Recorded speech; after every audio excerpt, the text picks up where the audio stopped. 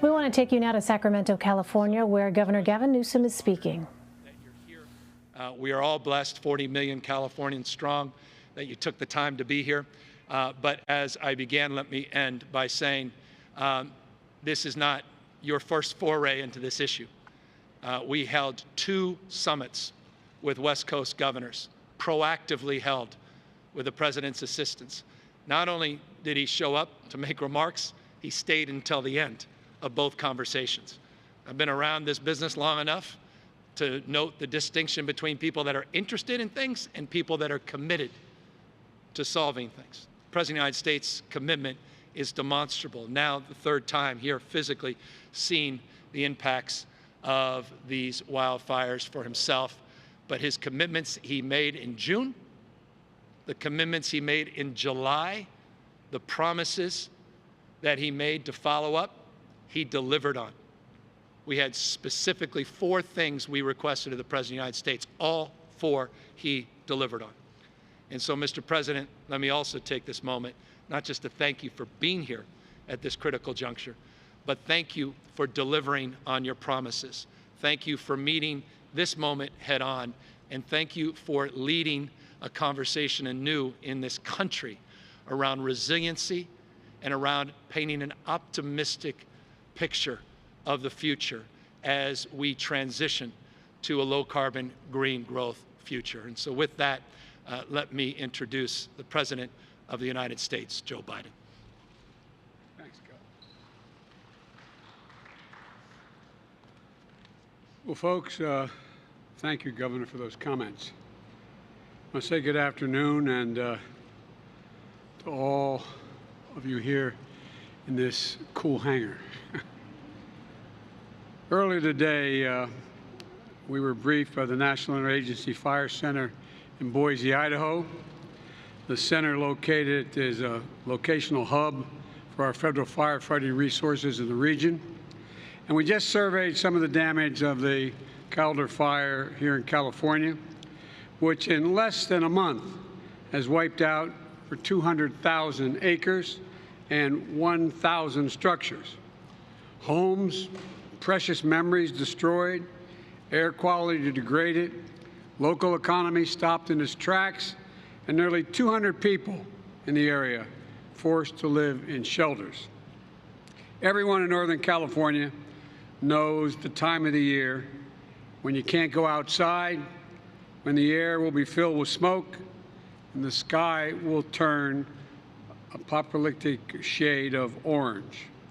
Parents worried about keeping their children safe in a pandemic worry about air quality as well.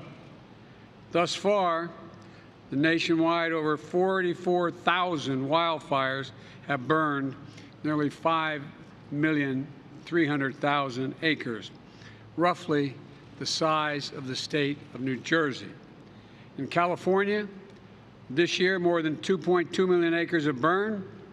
The Dixie Fire burned nearly 1 million alone, and we're working closely with Governor Newsom to make sure California has every resource available to keep families safe. And the governor has led his state with poise and strong leadership. He's been an innovator in items for long-term solutions, and he and I are both optimistic. These fires are blinking code red for our nation. They're gaining frequency and ferocity, and we know what we have to do. And it starts with our firefighters, putting their lives on the line in rugged and dangerous conditions. I never forget coming out to Arizona in 2013 to speak at the memorial of the 19 Granite Mountain hotshots who gave their lives. Firefighters are unmatched in their bravery. That's why I took the action I did in June to ensure that all federal firefighters earn at least the minimum wage, and we're working on fundamentally changing the benefits that are available to them. FEMA has approved 33 fire management assistance grants to help Western states pay for the cost of fighting these awful fires. We used the Defense Production Act to address the shortage in fire hoses. Because of the pandemic, we found ourselves in a situation where there's a backlog in an awful lot of things. We restarted the idle production line in Oklahoma, bringing back to work and delivering thousands of new feet of new fire hoses to the front lines. Hard to believe, short on fire hoses. In addition, we've tapped DoD, the Department of Defense, for 10 aircraft, 20 C-130s, a modular airborne firefighting systems with those systems, and to help our fire suppression, the RC-26 aircraft to provide critical imagery from space. They're based in California, and they've now flown over 1,000 missions across the West. 250 active duty military troops on the ground at Dixie Fire in California, working alongside firefighters. We're sharing satellite imagery to help detect and monitor fire growth. And the EPA is using new technology to deliver fire, smoke, and air quality information directly to people's cell phones. Our friends from Canada and Australia are providing help through both firefighters as well as aircraft. And my Build Back Better plan includes billions of dollars for wildfire preparedness, resilience, and response, forest management to restore millions of acres, and to protect homes and public water sources. This bipartisan bill includes more than $8 billion to increase resilience in wildfires. And to that, counting resolution packages include, the continuing resolution packages include $14 billion in disaster needs, including $9 billion for communities hit by wildfire and drought. We're not going to leave these people in distress. We know that decades of forest management decisions have created hazardous conditions across the western forest. But we can't ignore the reality that these wildfires are being supercharged by climate change. It isn't about red or blue states. It's about fires, just fires. In the past 2 weeks, I've been to Louisiana, where Hurricane Eta hit, and with winds up to 179 miles an hour gusting. New Jersey and New York, walking down the streets, main streets, meeting with families and first responders, seeing the destruction of these disasters caused, dreams crushed, lives interrupted. Scientists have been warning us for years that extreme weather is going to get more extreme. We're living it in real time now. Extreme weather cost America last year $99 billion. Let me say it again. Extreme weather in the United States cost the United States of America a total of $99 billion. And this year, unfortunately, we're going to break that record. It's a devastating loss to our economy and for so many communities. When we fail to curb pollution from smokestacks and tailpipes and continue to use fossil fuels as we do, we increase risk that firefighters face. But each dollar we invest in resilience saves up to $6 down the road when the next fire doesn't spread as widely. And those investments also save lives.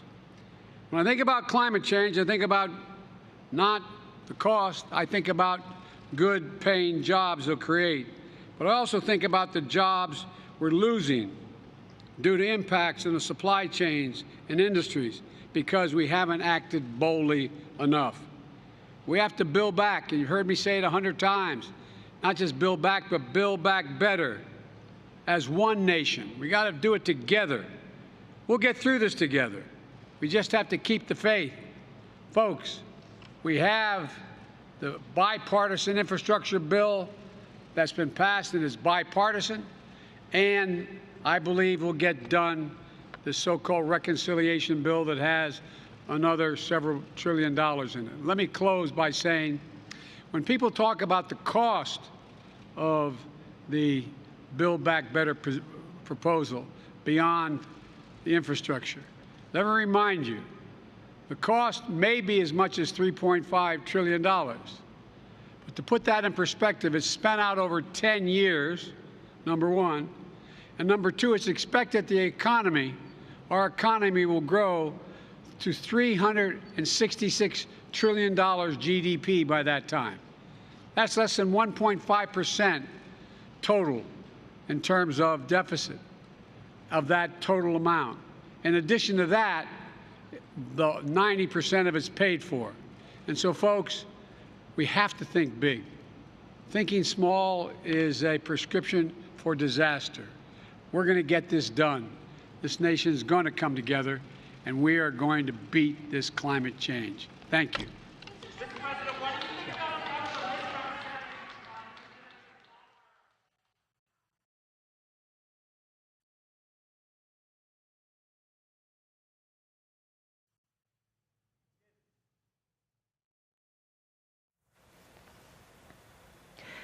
You've been watching President Biden speak in Sacramento about his administration's response to recent wildfires. He also promoted his infrastructure and spending plans, saying they can help strengthen the nation's efforts against climate change and extreme weather events. The president will now head to Long Beach, California, to campaign for Governor Gavin Newsom ahead of tomorrow's recall election. We will bring that to you live when it happens. And a reminder, you can learn more about how fires are impacting California in our new documentary, Bring Your Own Brigade. It focuses on the deadliest week of wildfires in California history and explores the causes of and solutions to a global crisis. You can stream that on Paramount+.